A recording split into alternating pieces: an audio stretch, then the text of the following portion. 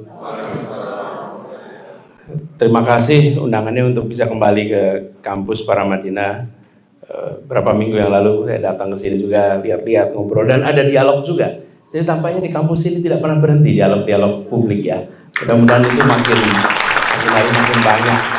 Saya dapat tugas bicara soal keadilan sosial demokrasi. Ini sebuah tema yang besar, tema besar. Jadi saya coba untuk kira-kira tarik gitu menjadi beberapa urusan yang lebih sederhana, karena keadilan sosial itu agak kompleks. Ini saya berdiri di sini, kelihatannya ada sebagian nggak bisa lihat juga ya, atau kelihatan ya pakai ada ini ya, ada apa? Ada TV. Memang era digital itu lain ya, selalu bisa kelihatan. Nah, saya ingin coba gambarkan teman-teman sekalian, mengapa keadilan sosial itu penting. Kenapa ini penting?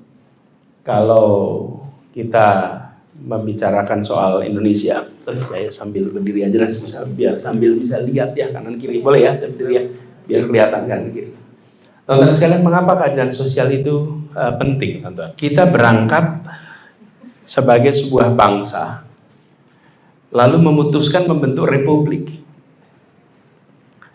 Jadi prosesnya adalah menjadi bangsa. Setelah menjadi bangsa, kita menjadi republik. Prosesnya panjang menuju bangsa Indonesia. Diresmikannya sebagai sebuah pernyataan itu 28 Oktober tahun 1928 sebagai sebuah pernyataan kebangsaan. Nah, lalu dari pernyataan kebangsaan itu 17 tahun kita berjalan, kemudian terbentuk republik. Republik ini didirikan untuk apa? Ketika diperjuangkan itu untuk apa republik ini didirikan? Dan pernyataan untuk apa itu ada di pembukaan Undang-Undang Dasar 45. Dan kalau teman-teman perhatikan, pembukaan Undang-Undang Dasar 45 itu sebuah dokumen yang dahsyat. Anda kalau bandingkan dokumen-dokumen kemerdekaan bangsa kita dengan negara-negara lain, Anda akan menyaksikan betapa majunya, betapa melampaui zamannya pernyataan yang ada di dalam pembukaan Undang-Undang Dasar 45. Dan dari rangkaian yang begitu panjang, semua kalau dibuat analisa, semua kalimatnya itu berotot di situ. Semua itu daging gitu. Nggak ada basa-basi. Isinya tuh daging semua tuh. Terus kalimat paling ujung, itulah tujuan akhir mengapa kita mau merdeka. Apa kalimat paling akhirnya? Apa kalimat akhirnya? Menghadirkan keadilan sosial bagi seluruh rakyat Indonesia. That is the ultimate objective. Mengapa kita milih merdeka? Karena ketika tidak merdeka, tidak ada keadilan sosial. Lalu buat apa kita merdeka? Untuk sekedar kami tidak lagi dijajah gitu? Bukan. Kita merdeka untuk meraih keadilan sosial. Jadi, mengapa kita harus menempatkan keadilan sosial itu sebagai prime, ultimate goal? Karena itulah kesepakatan awal mengapa kita merdeka. Jadi kenapa kita merdeka? Kita ingin keadilan sosial supaya semua memiliki. Nah, terjemahannya macam-macam tuh, kesetaraan, kesempatan dan lain-lain. Tapi awalnya itu. Pada saat kita berada di dalam status koloni, pemegang kekuasaan kaya raya, lokasinya di Belanda, yang berada di Nusantara miskin yang luar biasa. Ketimpangan yang dahsyat, bukan? Yang di sananya makmur, yang di sininya miskin. Kita sering nggak menyaksikan itu sekarang?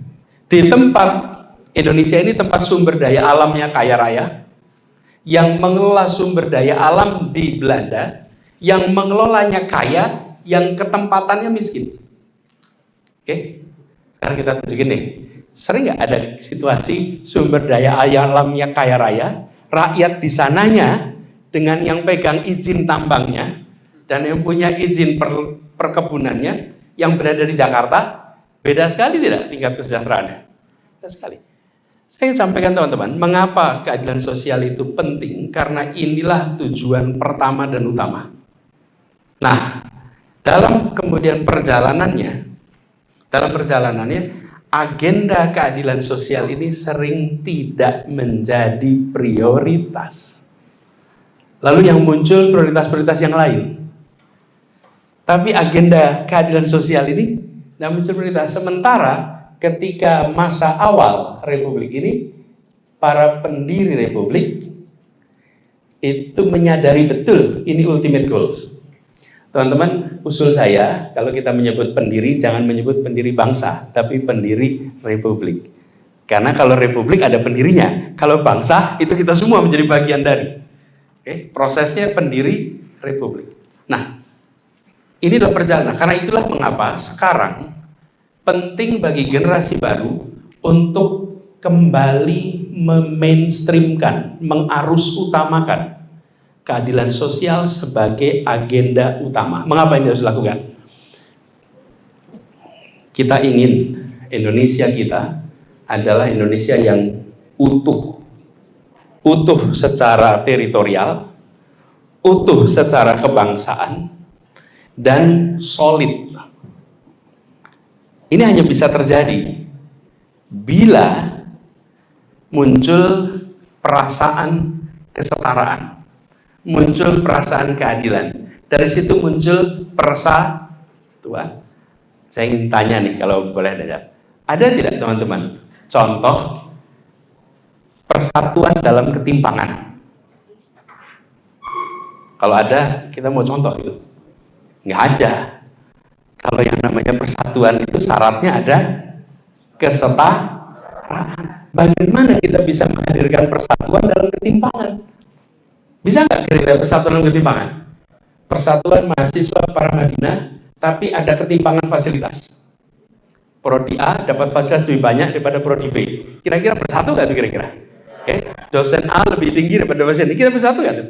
Bisa. Prasyarat terjadi persatuan adalah ada kesetaraan, ada rasa keadilan. Nah, potret kita hari ini, bangsa kita tidak begitu. Ketimpangan antar wilayah tinggi. Wilayah itu apa saja? Misalnya nih, Jakarta, luar Jakarta. Kemudian urban, rural. Lalu Jawa, luar Jawa, barat, timur. Tinggal pakai parameternya aja digonta-ganti, variabelnya aja ada ganti, ada gantung dengan ketimpangan-ketimpangan. Bahkan kalau kita bicara tentang aset terbesar bangsa ini apa? Teman-teman, asetnya apa terbesar? Manusia. Aset manusia. Oke, sekarang lihat Human Development Index. Mudah-mudahan bisa ditayangkan ya. Saya ada HDI, Human Development Index, Indonesia Barat dan Timur. IPM antar kawasan wilayah, ini contoh. Indonesia Barat yang putih, yang oranye Indonesia bagian timur. Coba teman-teman lihat, tahun 2013 Sumatera, Jawa itu 69. Kelihatan ya, angkanya 69. Lalu tahun 2022 meningkat menjadi 74. Artinya naik 5 poin. Sekarang kita lihat bagian kanan. Kalimantan, Bali, Nusa Tenggara dan lain-lain. 2013 itu angkanya 64. Tahun 22 angkanya 69. Naik juga 5 poin ya. Sama-sama naik ya. Sekarang lihat. Sama-sama lihat tahun 22, 74 banding 69. Itu adalah 5 poin ya. Jadi kalau ada yang bilang Indonesia Timur tertinggal 5 poin dibanding Indonesia Barat, kelihatannya kayak sedikit ya. Itu bukan 5 poin teman-teman, itu 10 tahun tertinggal. Oke, coba Anda lihat. Dari 69 ke 74 itu 10 tahun. Jadi kalau ketinggalannya 5 poin, itu artinya tertinggalnya selama 10 tahun. Ketika kita mendorong kemajuan di Indonesia bagian barat, Indonesia bagian timur makin tinggal lagi terus. Ini teman-teman, kalau nggak diselesaikan, ya diselesaikan ini, maka kita akan menyaksikan ketimpangan di semua sektor. Karena hulunya adalah kualitas manusia. Hulunya kualitas manusia. Catatan teman-teman, saya tidak gunakan istilah sumber daya manusia, tapi kualitas manusia. Kenapa? Jangan manusia dipandang sebagai sumber daya. Kalau Anda menyebutkan SDM, boleh kalau di korporasi. Karena korporasi itu punya sumber daya. Sumber dayanya apa? Modal, teknologi, orang, dan lain-lain. Tapi kalau bangsa, jangan sebut sumber daya. Karena ini adalah manusia Indonesia, bukan manusia sebagai fungsi produksi. Nah, jadi teman-teman, kalau teman-teman perhatikan, ketinggalan ini akan punya implikasi yang sangat besar di berbagai urusan. Itulah sebabnya kenapa dalam urusan ketimpangan, teman-teman, menjadi urgen untuk diselesaikan. Lalu bagaimana dengan tema-tema lain? Nanti saya bisa akan tunjukkan beberapa turunan agenda yang perlu jadi perhatian. Tapi selama keadilan sosial belum menjadi perhatian utama, maka kekhawatiran tentang menjaga persatuan, kesulitan menjaga persatuan itu akan selalu ada. Kalau kita tengok fasilitas yang ada di Jakarta dengan fasilitas yang ada di luar Jakarta, maka teman-teman akan merasakan kualitas hidup yang berbeda sekali. Paling sederhana, teman-teman, adalah fasilitas kesehatan. Begitu Anda kurang sehat, maka teman-teman akan merasa lebih nyaman berada di Jakarta dengan fasilitas kesehatan di sini daripada di luar Jakarta. Saya kebetulan ngurusin Jakarta saat COVID. Jadi banyak orang kalau kena COVID langsung segera ke Jakarta. Karena kalau ke Jakarta, dia tahu ada fasilitas yang cukup dibanding kalau di daerah. Nah, teman-teman sekalian, ini PR besar yang terjemahannya, teman-teman, dalam bentuk apa? Kalau agenda keadilan sosial jadi perhatian utama, maka kebijakan pendidikan, kebijakan kesehatan, kebijakan UMKM, kebijakan untuk industri, semua akan merujuk kepada satu tujuan utama, menghadirkan keadilan. Itulah sebabnya mengapa ini harus dikembalikan menjadi tujuan utama dari proses demokrasi kita hari ini. Saya berharap teman-teman muda terus menggaungkan pesan ini supaya pengambil kebijakan yang memiliki kewenangan mau ikut di dalam dorongan menghadirkan keadilan sosial. Teman-teman sekalian, kalau agenda keadilan sosial ini tidak diselesaikan, maka ketimpangan akan melebar. Konsekuensinya yang tertinggal akan lama-lama mengalami frustrasi dan potensi polarisasi, potensi friksi, meningkat menjadi konflik akan bermunculan. Pernah dengar peristiwa di Eropa Timur yang disebut sebagai Balkanisasi? Kelihatannya teman-teman belum lahir sih, benar-benar baca. Tahun 90-an ada sebuah negara namanya Yugoslavia. Yugoslavia itu kemudian terpecah menjadi beberapa negara. Kenapa Yugoslavia terpecah beberapa negara? Yang kelihatan di ujung adalah konflik antar etnik. Serbia versus Bosnia versus Herzegovina versus kelompok-kelompok lain di situ. Karena kemudian pecah menjadi 7 berdasarkan negara. Yang tidak diperhatikan adalah selama hampir 2 dekade terjadi proses disparitas antar wilayah yang luar biasa. Ketimpangan sosial ekonomi yang dahsyat di negara-negara bagian itu, provinsi-provinsi itu. Nah, itu tidak dilihat, kita nggak menjadi perhatian. Kita memperhatikan ketika di ujungnya ada trigger konflik antar etnik, tapi sesungguhnya conditioningnya terjadi selama 1,5 dekade, 15 tahunan lebih, baru terjadi letupan. Nah, itulah sebabnya kita harus menjaga hari ini agar segera dibereskan soal ketimpangan, karena kita ingin negeri ini utuh, bersatu terus, bukan hanya sekarang, tapi untuk masa yang tidak terhentikan, masa yang akan datang. Harus kita jaga, dan itu artinya dari sekarang kita harus membereskan ini. Jadi poin saya adalah demokrasi kita akan harus dorong ke situ. Pertanyaan berikutnya, bagaimana kita mendorong demokrasi ini? Banyak yang menceritakan tentang problem-problem demokrasi kita, banyaklah masalah demokrasi kita. Tapi saya ingin sampaikan, yang menjadi percakapan publik terkait dengan keadilan sosial ini harus dimunculkan kembali. Ya, kita punya tantangan soal kebebasan berbicara. Kita punya tantangan yang tadi dibacakan ketika puisi tadi tentang paman itu, paman ini, tentang keluarga ini, keluarga itu ya, itu ada masalah-masalah itu. Tapi teman-teman, kita harus juga lihat, tidak kalah penting, bahwa masalah-masalah itu harus dibahas, diselesaikan.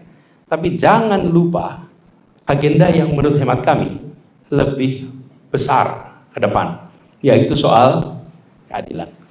Yang terakhir, teman-teman, mungkin bagi teman-teman di sini bertanya, apa sih urgensinya dengan kami mahasiswa, dengan kami yang sedang kuliah ketika bicara tentang keadilan ini? Teman-teman sekalian, kira-kira 2 bulan yang lalu keluar laporan bahwa kelas menengah Indonesia mengalami pengecilan.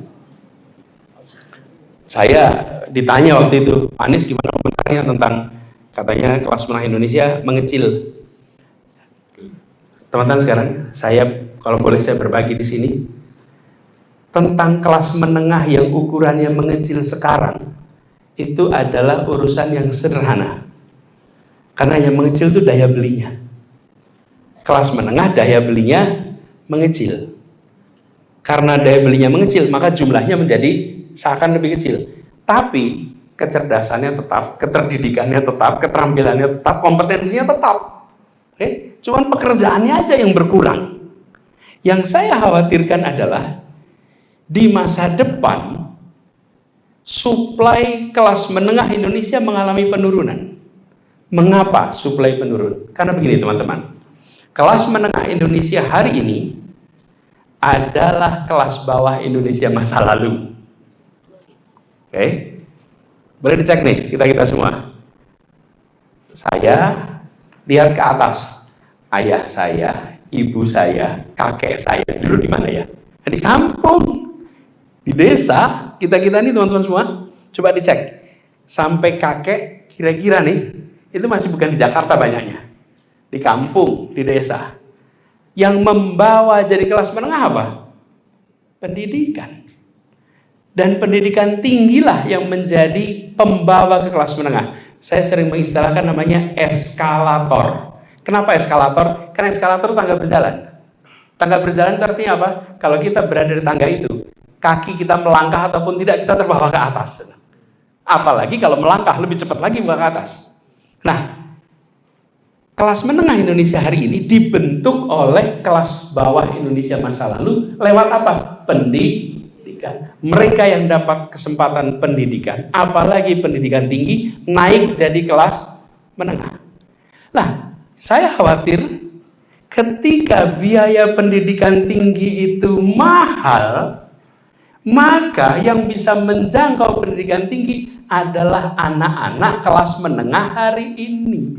Sehingga kelas menengah Indonesia masa depan akan dibentuk dari anak-anak kelas menengah hari ini. Sementara yang berada di kelas bawah hari ini, mereka mendapatkan kesempatan yang kecil.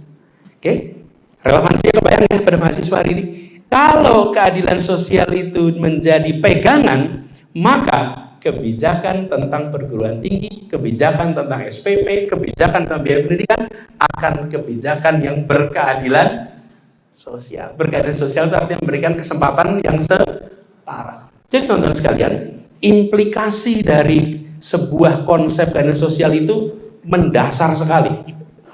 Jadi saya tidak terlalu khawatir dengan kelas menengah Indonesia yang hari ini mengecil. Nanti insya Allah kalau ada kesempatan ekonomi lagi, membesar lagi. Tapi yang saya khawatirkan, saya khawatir di masa depan, anak-anak Indonesia yang menjadi kelas menengah adalah anak-anak kelas menengah hari ini, bukan dari kelas reguler. Nah, itu tantangan. Dan mudah-mudahan ini akan bisa menjadi mainstream. Itu aja teman-teman sebagai pembukaan untuk diskusi kita.